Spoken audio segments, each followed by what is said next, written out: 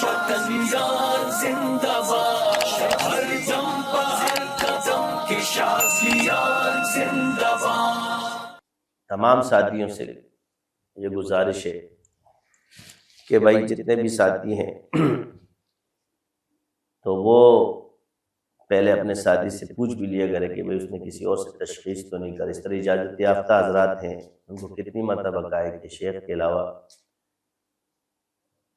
اس طرف آیا کرو، بتا دیا کرو۔ چلو اگر ساتھی سے حل نہ ہو تو اگر جتنے لوگوں کے پاس جاؤ گے ان کی تشخیص جدا ہوتی جائے گی۔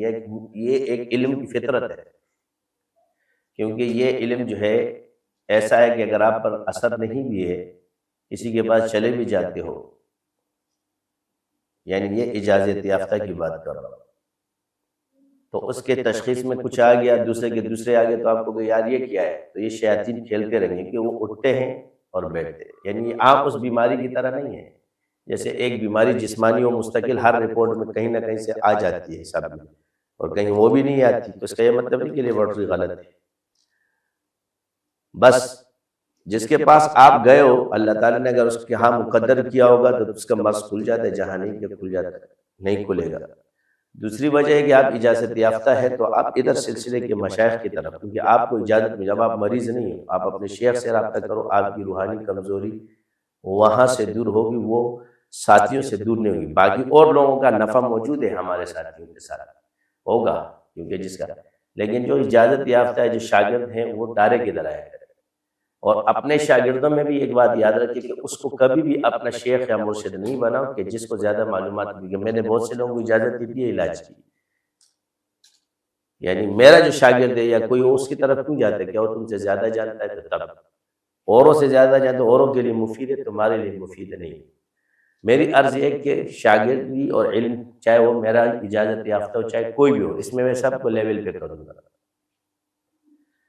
ایک آپ کو ذکر کی اجازت دے دیا ابھی اب تجربے کے میدان میں جتنے میرے وہ ہے، میں ان کا انکار نہیں کرتا کہ بھئی آپ لوگوں نے وظائف کر، لیکن ایک اجازت تو جو علمی طور پہ سکھانے کی صلاحیت ہے، وہ دیکھو کہ اس لڑکے میں یا اس میں وہ صلاحیت موجود ہے اوروں سے زیادہ، عام لوگوں کو، یعنی جتنے لوگ اس وقت کام کر رہے ہیں ان سے اگر میرے شاگرد میں صلاحیت زیادہ ہے تو وہ اس سے رابطہ کرنا۔ اسی طرح اگر آپ یہ سمجھتے ہو کہ کوئی شاگرد یا خلیفہ اپنے شیخ مجھ سے زیادہ جانتا ہے یا کچھ زیادہ جانتا ہے، تو یہ تو آپ پیمانہ بنا رہے ہو، یا کوئی پیر ہم سے زیادہ علم رکھتا ہے یا کچھ بھی، تو اس سے بالکل بیعت ہو سکتے ہو اس معاملے میں کہ وہ ہم سے زیادہ یہ چیز جانتا ہو،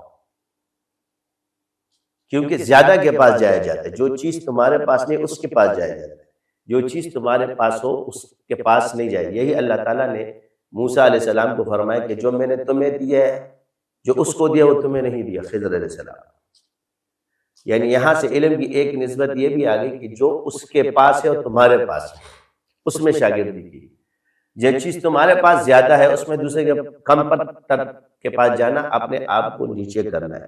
اب کم تر مراد ہے کہ اس کو آپ ذات کے اعتبار سے، علمی اعتبار سے، آپ علیہ السلام نے فرمایا علم میں حسد کرو، کیونکہ علم میں حسد جائز ہے۔ کیا جائز ہے؟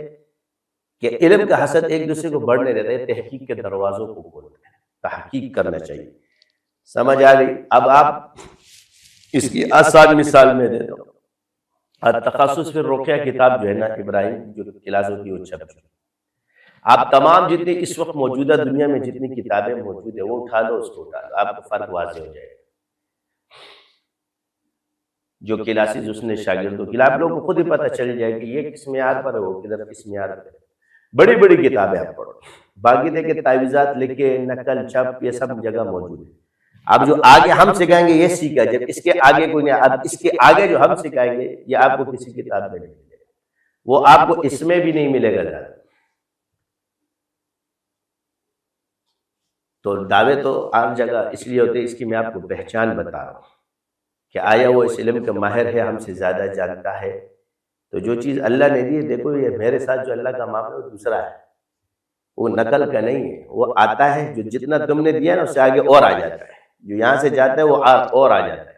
یہ علوم وہابیہ ہے جس کو اللہ نواز دے، ٹھیک ہے۔ باقی گوگل پہ تحقیق سب کر سکتے ہیں، اس کا استعارہ کر کے وہ مل جائے گا، محفوظ علم کا ہو سکتا ہے، اس میں کوئی سب کے پاس موجود ہے، اسی طرح عملیات کی جتنی بھی کتابیں ہیں، اس پہ تعویذات ہیں، سب کے پاس موجود ہے، اس کا میں نے انکار نہیں کیا، مگر اس کا علم محفوظ نہیں ہے، وہ اس کی برکت سے آج جو محفوظ ہوا ہے، تعویذات ہے مگر اس کا علم محفوظ نہیں ہے، تصوف کی باتیں ہیں مگر وہ تصوف محفوظ نہیں ہے، مفقود کر دی انہوں نے، ادھر بھی مفقود کر دی۔ اب اس سلسلے سے دوبارہ اللہ نے زندہ کر دیا ہے، تو آپ کو ہر زبان پہ وہی باتیں آ رہی ہے جو ہمارے بیانات یا دلائل سے۔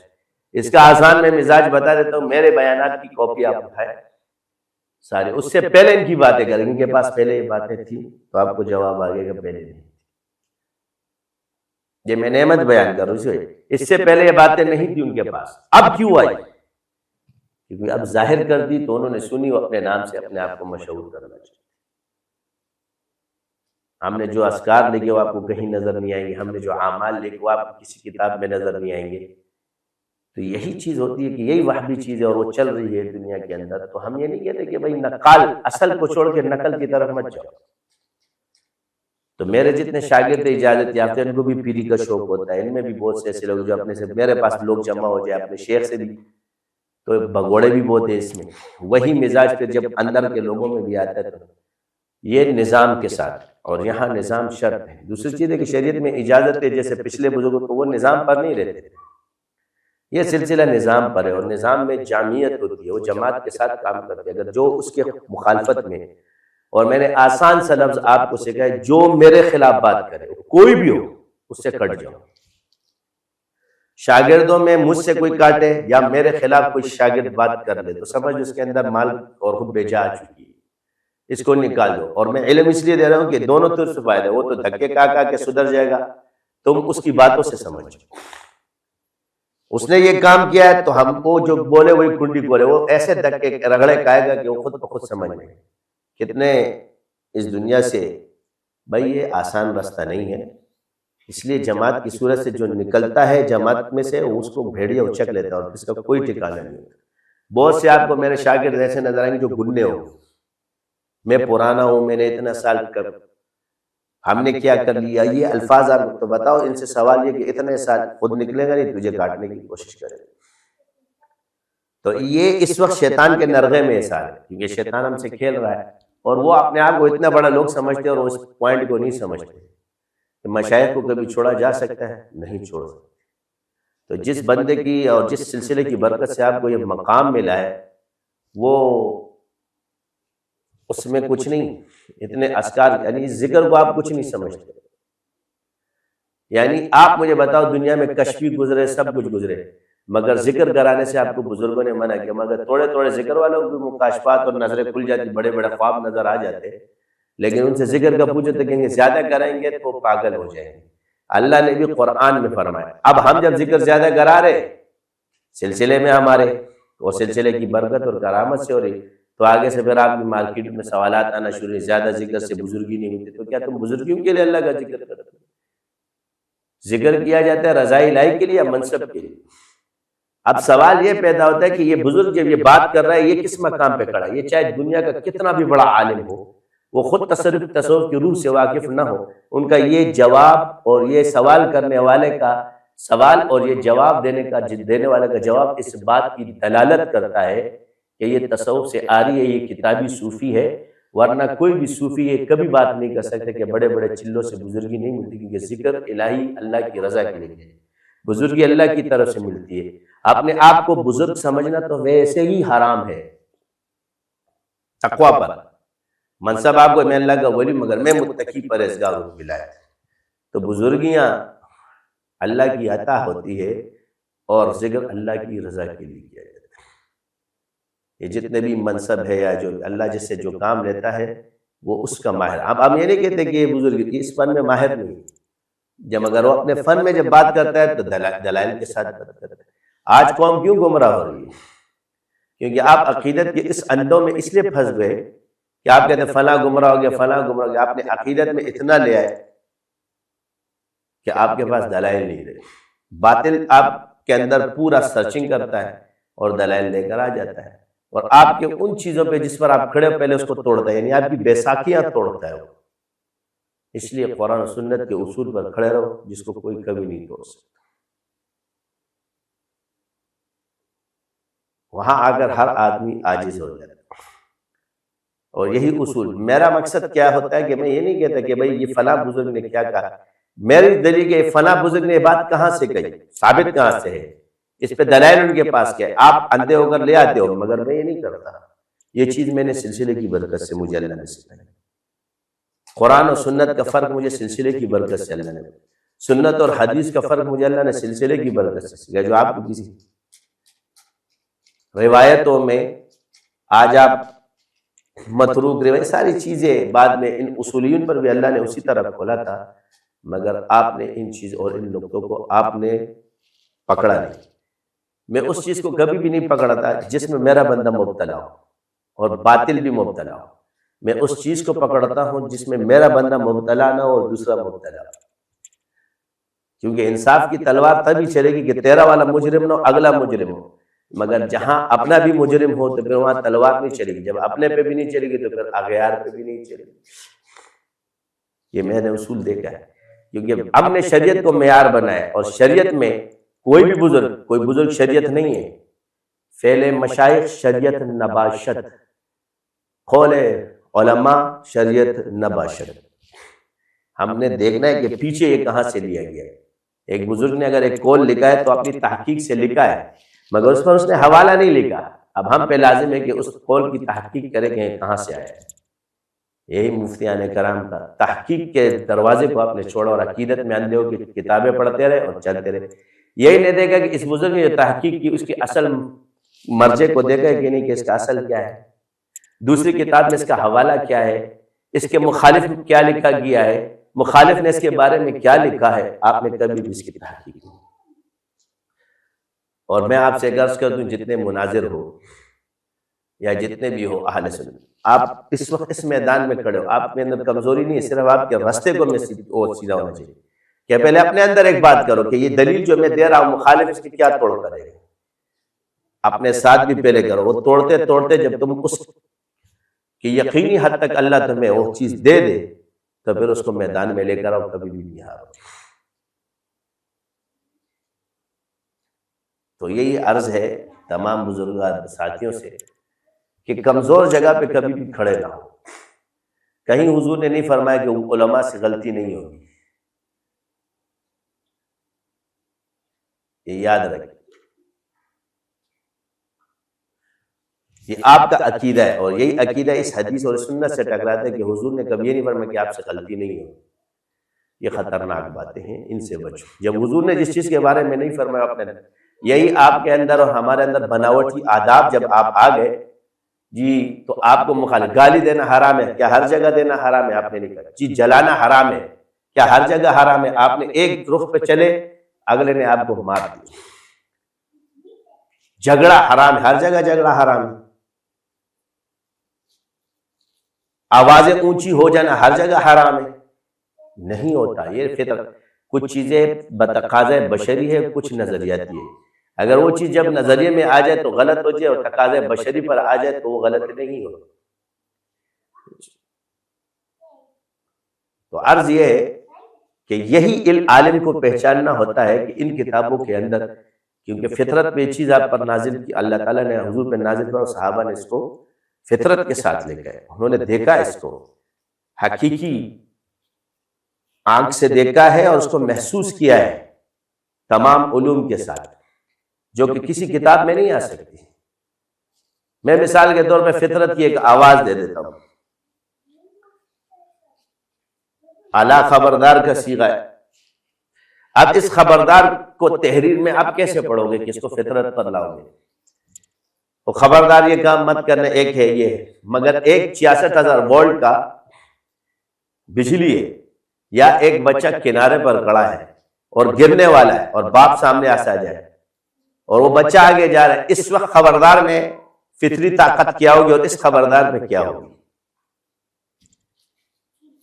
یہ عالم کو سمجھنا چاہیے کہ کون سی بات. یہی ان کتابوں میں آج آپ سے فرق جو نہیں ہو اس کی وجہ یہی کہ دیکھو یاد رکھیں کہ جنگ ہر جگہ ہوئی، غصے یا جلال انبیاء کو بھی آیا، اپنے بھائی دوسرے نبی پر بھی آیا. ہارون علیہ السلام کی داڑھی مبارک حضرت موسیٰ علیہ السلام نے پکڑی. یہاں پر دو باتیں آپ گوش گزار کر دوں. پہلی، کہ موسیٰ علیہ السلام عمر میں ہارون علیہ السلام سے کم ہے لیکن درجے میں بڑا ہے، وہ رسول ہے، یہ نبی ہے۔ تو اب اس چیز سے کیا ہے کہ نسبت اللہ کی طرف سے، اگر یہ عمر پہ ہوتی، جبکہ موسیٰ علیہ السلام نے وزیر مانگا اللہ سے، اللہ نے ان کو وزیر بنا دیا، تو مانگا کس سے؟ اللہ سے۔ تو اس کا یہ مطلب ہے کہ ان کی دعا سے نبوت وزیر، لیکن وزیر مانگا ہے، نبی تو نہیں مانگا ہے، میرا وزیر مجھے دے دو، تو وہ نبی ہے ہارون علیہ السلام، اس نبی کو آپ کو وزیر بنائے۔ اب آپ یہ تشریح کرنے لگے اس کی وجہ سے اس کو نبوت ملی، تو یہی ہماری قبر۔ اللہ نے فرمایا کہ اس میں میرے اہل میں سے میرا وزیر بنا دے،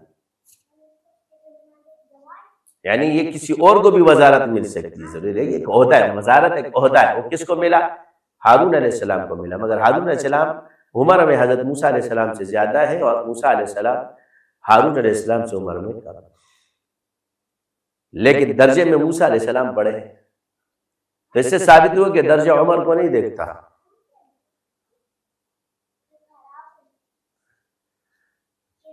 یعقوب علیہ السلام والد ہیں، یوسف علیہ السلام بیٹے ہیں، اور یعقوب علیہ السلام کا سجدہ ثابت ہے، قرآن سے ثابت ہے کہ انہوں یوسف علیہ السلام، اب یوسف علیہ السلام کو جو درجہ اللہ نے دیا ہے وہ یعقوب علیہ السلام، بیٹے ساری بنی اسرائیل یعقوب علیہ السلام کی اولاد۔ تو یہاں سے منصب کا جو تعظیم ہے یہ بھی ثابت ہے۔ اکثر یہ لوگ کہتے ہیں کہ آپ لوگ کہتے ہیں جہالت، یہ چاہیے بڑا بڑا بڑا، یہ جو بڑے کا آپ عنصر ہی غلط سے دیکھیں، جس کو اللہ نے نسبت دی، جس عمر میں دی، جو اس کا علم بھی اس کو اللہ نے دیا، اس کے پاس اس کے دلائل بھی موجود ہوں، اس کے پاس ہوتا ہے۔ یہی فرق میں نے پہلے بتایا کہ انسان اپنے آپ کو سمجھتا ہے اور دوسرا بھی اپنے آپ کو سمجھتا ہے۔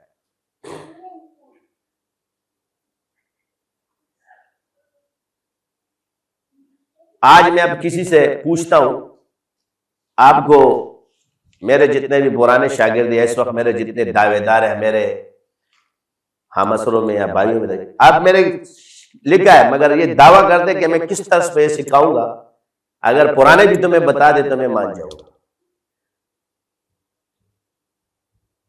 مگر میں آپ سے عرض کر دوں کہ آج جادو سکھانے کے لیے یونیورسٹیاں کھولی جائیں گی۔ آپ کہتے جی نوجوان کیا کر رہے تو اب سنتے جاؤ۔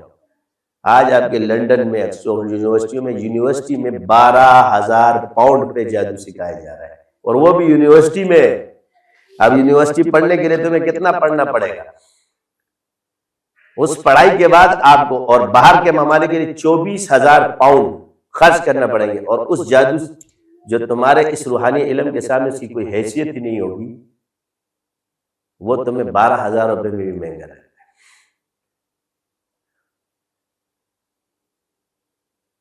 میں نے آپ سے کہا نا کہ روحانیت کی فیس آپ نہیں دے سکتی، جو آج آپ تاخیر کر رہے ہو، آپ کے اساتذہ کر رہے ہیں، آپ ان سے بول دو کہ حضرت کس طرح سکھائیں گے، جتنے دعوے دار ہیں۔ ابھی بھی میں اس لیے نہیں کر رہا کیونکہ بہت سے دعوے جو سیکھے اور دعوے بڑے ہو چکے ہیں، میں کس طرز پر سکھاؤں گا یہ مجھے بتا ہے نا۔ بڑے بڑے سینئر جانشین بھی میرا اس میں شامل ہے، جس نے اتنی علم کیا ہے وہ اس میں، وہ بھی آپ کو نہیں بتا سکے گا کہ میں نے کس طرح سے، میرے سینئر شاگردوں کو بھی پتہ نہیں، جو میرے ساتھ دعوے دار گئے جی فلاں جگہ میں، ان سے بھی جا کے پوچھ لو، وہ آپ کے ساتھ چال بازی کرنا شروع نہ کریں۔ میرے بھائی کے پاس جو علم تھا اللہ تعالیٰ نے اس کو دیا، اور میں نے اس کو اجازت دی سارے شاگردوں کو۔ یہ نہیں کہ میں اپنے سامنے سمندر کے سامنے یہ نہیں کہہ رہا کہ وہ عالم ہے، باقیوں کے سامنے وہ سمندر ہے، وہ سمندر کے ٹکڑے باقی کچھ بھی نہیں ہے، لیکن ادھر کے سمندر کے سامنے یہ نہیں کہ ان کے پاس وہ چیز موجود ہو۔ باقی علماء جتنے ان کو آتا ہے، میرے شاگردوں کو آتا ہے، یہ نہیں کہ نہیں آتا۔ میں آپس کی جو بات کر رہا ہوں ان کو میں نے سکھایا ہے، اور التخصص پہ رقیہ کے بارے میں جا کے خود ہی بڑے بڑے عالموں کو دیکھو بھی حیران رہ جائیں گے کہ اس نے کیا کیا۔ عرض یہ ہے کہ میرا مقصد تحدیث نعمت کو بیان کرنے کا یہ ہوتا ہے کہ آپ اپنے وقت کو ضائع نہ کریں، دھکے دے دے کے میرے پاس پہنچنے سے بہتر ہے کہ ڈائریکٹ میرے پاس ہے۔ اپنے وقت کو ضائع مت کرو۔ اس وقت سب کے سب سلسلے والے اپنے آپ کو اپنے اساتذہ کے طالب علم کی حیثیت سے پیش کرو، اور اپنے کیبل کو ختم کر کے سب کے سب داخلہ لے لے، کیونکہ وہاں یونیورسٹیاں کھل چکی ہیں، اور اب میں آپ کو ایک یونیورسٹی کے طور پر سکھا رہا ہوں۔ اس وقت امت کو جس چیز کی ضرورت ہے وہ کر رہا ہوں۔ اب جماعت کے ساتھ ضرورت ہے کہ یونیورسٹی ایک جماعت بنائی، جو پڑھے لکھے لوگوں کو خراب کرے گی، اس سے پہلے آپ لوگ جو ہے آپ کو میں سکھانا چاہتا ہوں، توڑ تو آپ لوگ ہیں لیکن آپ ان تمام چیزوں کو اللہ رازوں کو جب کھولے گا تو آپ کو بتایا جائے گا، اسی وقت کھلتا ہے، یہ تازہ تھا، اس لیے میں کلاس کی باتیں پہلے نہیں کرتا۔ تو جتنے اساتذہ کے ساتھ ٹچ ہے، جو بھی وہ آپ کو یہ کہیں گے، جو استاد شاگردوں کو منع کر رہا ہے، صرف میرے سامنے اس کا نام اور اطلاع دے دیں تاکہ میں اس کو سلسلے سے خارج کروں۔ مجھے ایسے لوگ نہیں چاہیے، ایسے بغیرت لوگ مجھے نہیں چاہیے جو اپنی انا کے لیے امت کو تباہ کرنا چاہتے ہیں۔ ابھی سکھانے کا مرحلہ اس لیے شروع کیا ہے کہ یہ آپ ایک نسل توڑی، آنے والی نسلیں ہیں وہ بھی، یہ تو ایک ترتیب کے ساتھ ایک جماعت کی صورت میں مجھے میں نے 100 لوگوں کی کوشش کی تھی، منع کر دیا، تو میں دیکھ رہا ہوں کہ ابھی داخلے نہیں لیے جا رہے۔ کوئی آئے گا جی سفارش، کوئی سفارش کی ضرورت نہیں، پیسے خرچ کرو، ہر علم پہ جتنا پیسہ خرچ کرو گے اللہ اس سے ڈبل تمہیں دے گا۔ تجارت پہ لوگ کروڑوں روپے اربوں روپے خرچ کرتے ہیں جی، تو کیا اللہ اربوں روپے اس سے نہیں دیتا اس کو؟ جب خرچ نہیں کرے گا تو اسی طرح محنت، لگن اور اللہ پر یقین کامل ہو تو اللہ کی طرف سے آپ کو بندوبست ہوگا۔ تدبیر آپ کرے، دینے والا اللہ ہے۔ جو پہلا سبق دیا ہے، نہ کسی سے مانگنا ہے، نہ کوئی تمہاری وجہ سے دے، کوئی تمہاری وجہ سے فیس بھی نہیں دے گا۔ میرا پہلا سبق ہے، جو اللہ دے وہی فیس میں دے۔ تمہاری کوئی چیز ہے اس میں قربانی دے دو، لیکن کسی سے مانگنا نہیں، مخلوق سے نہیں مانگو گے، اللہ سے مانگو۔ جائز ہے کسی سے مانگنا لیکن نہیں لوگے، پہلا سبق ہے۔ جب تک تمہارے پاس حال یہ نہ آئے کلاس میں داخلہ مت لے، جب یہ حال آ جائے اللہ کی طرف سے فوراً اور پیسے کلاس میں داخل، پھر بعد میں بتاؤں گا کہ اس کے کیا راز ہے۔ سبحانک اللہم و بحمدک اشہد ان لا الہ الا انت۔ میں عرض کر رہا تھا اس کے 24,000 پاؤنڈ باہر والے کے لیے، 12,000 پاؤنڈ اپنے ملک والوں کے لیے۔ ابھی میں نے پڑھا ہی نہیں ہے، ہم لوگوں نے شروع میں پہلے جو نہیں چیزیں، کیونکہ وہ تم سے زیادہ ان کو پتہ چل گیا ہے، لیکن انشاءاللہ وَقُلْ جَاءَ الْحَقُّ وَزَحَقَ الْبَاطِلُ إِنَّ الْبَاطِلَ كَانَ زَهُوقًا۔ سبحانك اللهم وبحمدك أشهد أن لا إله إلا أنت۔